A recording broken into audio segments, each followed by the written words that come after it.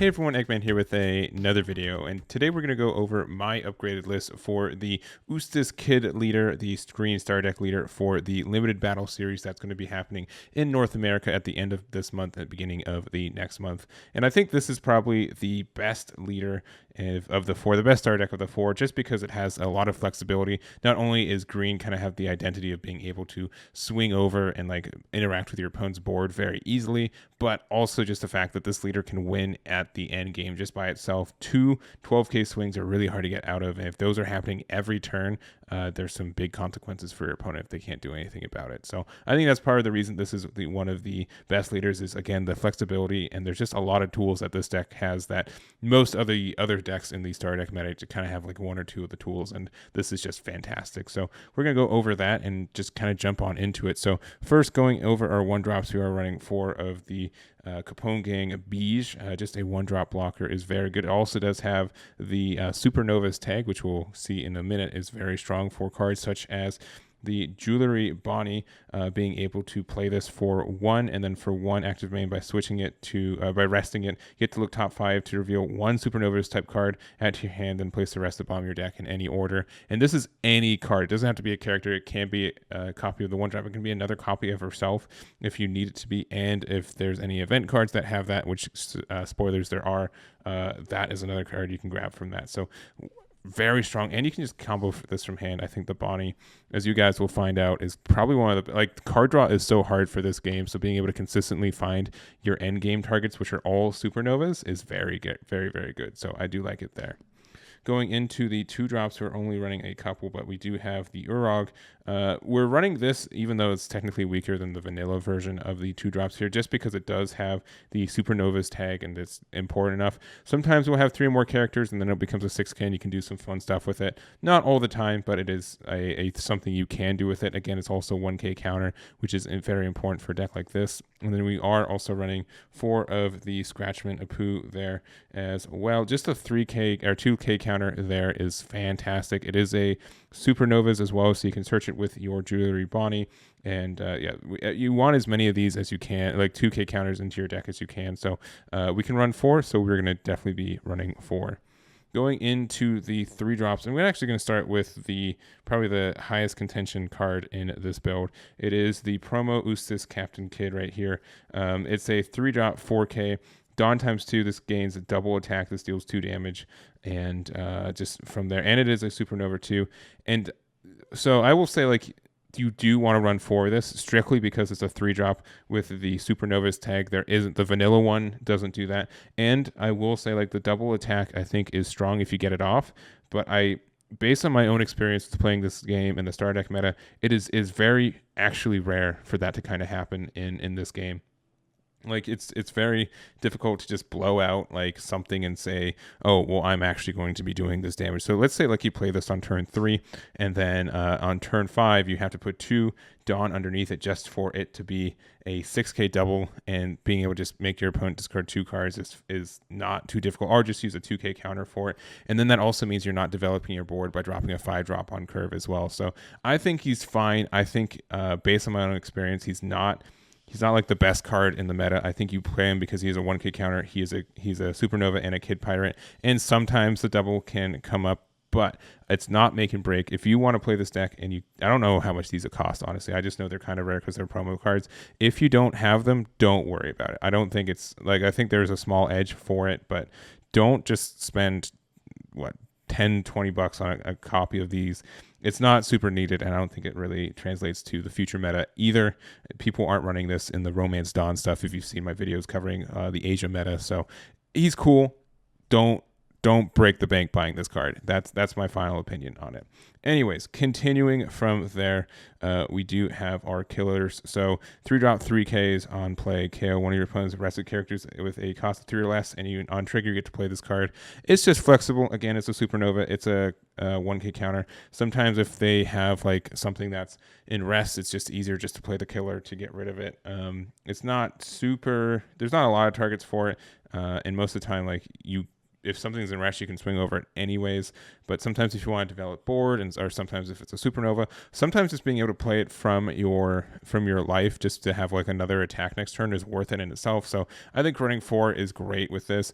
Unlike like a Who's Who in and also like purple, Who's Who's can sometimes just be stuck in your hand because it doesn't have the plus 1k counter, but this can just almost always, at least like you can discard it, which is super nice. Going into our 4 drops, we do have 4 of the X-Drakes. These are honestly very strong. So Dawn ×1, your turn if this character's rested, your Supernovas and Navy type leaders and characters gain plus 1k power. So being able to use that to give himself the boost as well, because he will be in rest mode if you swing with it, is great. And because of that too, we are running 4 copies of the Kobe. I think he's just like the better of the vanillas. We're not playing any of the 2-drop or 3-drop vanillas. If you like the 3-drop vanillas more, go for it. 2-drop vanillas I think are just bad in by and large, but none of them have any of the supernovas tags that we really want. So he's a 4-drop for 6k is fine. And then if you like to have the Navy and go from there. And like we already have like a bunch of 3-drops, especially if we want to try to play the Captain Kid and go from there. But I think Kobe's just the better of them. We're running 3. 6k on a 4-drop vanilla is pretty good for cost as well. And but I like X-Drake, being able to say, okay, well, for 1 Dawn, I'll have this be a 6k swing, and then my leader will be a 6k swing as well, which then I could pay 3 to restand and swing again with it. Puts a lot of pressure if your opponent lets this kind of stand around. So I do like the X-Drake in this deck.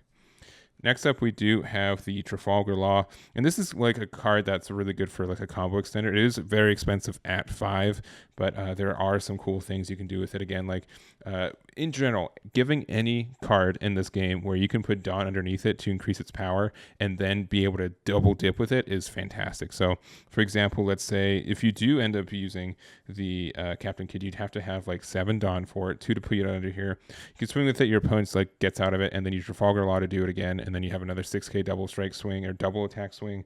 That can be worth it. You can use it to like perhaps restand a Bonnie if you want to, which is kind of neat. And again, also the X-Drake. It does have to be specifically Supernova or Heart Pirates, which Kobe is not, but X-Drake Super is. Can be another copy of himself, or it can also be the Basil Hawkins, which is probably like one of the strongest cards in this deck. Just once per turn, your turn, if this character battles an opponent's character, set this card as active. So it's a 7k because it's a Dawn ×1 to use this effect. So you can swing 7k, get rid of something, restand, swing with it again. And then after that, if you still have the Dawn for it, place a Trafalgar Law to restand it a second time and get it to have 3 swings total. So really strong there. It doesn't have a counter cost, but I do think it's a strong card for this deck. And also something just to note, like, cards aren't like stuck in hand like they are in other decks. Just because this leader lets you discard a card to activate its effect just means that, oh, even if you have cards without counter or you have like event cards or something, your leader can still utilize them, which is really nice. And then lastly, you're running 3 of the 7-drop Eustass Captain Kid. If you want to run 4, go for it.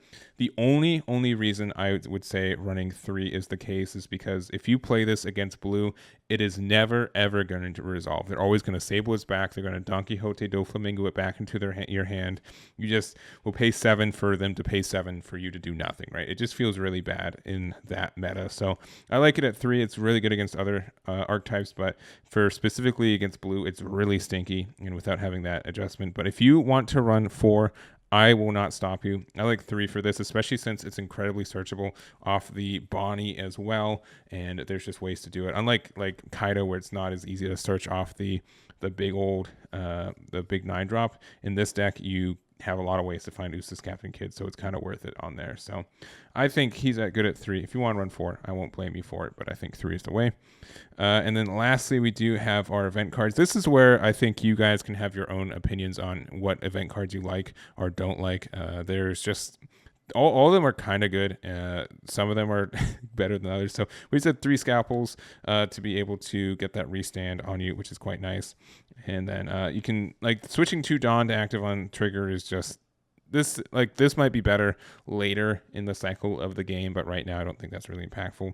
We also have the Straw Sword. Just rest one of your opponent's characters, not caring about their power level or their cost means it's huge, means this can rest the last blocker that's standing in a way from you using your captain kid to do 2 big swings. And sometimes, or if you need to be able to use Straw Sword to rest something, so then swing over it in any other way, like it's a really good kind of removal tool in a deck like this, where again you don't care, like just dumping all your Dawn on your leader is not a bad move. And then just 2 copies of Repel, just in case you need a 4K DP. Like we're kind of like fluid with how we use our Dawn in this deck, and we don't have to like spam the board if like our end game is still just doing a bunch of leader swings at the end of the game. That it's kind of strong from there.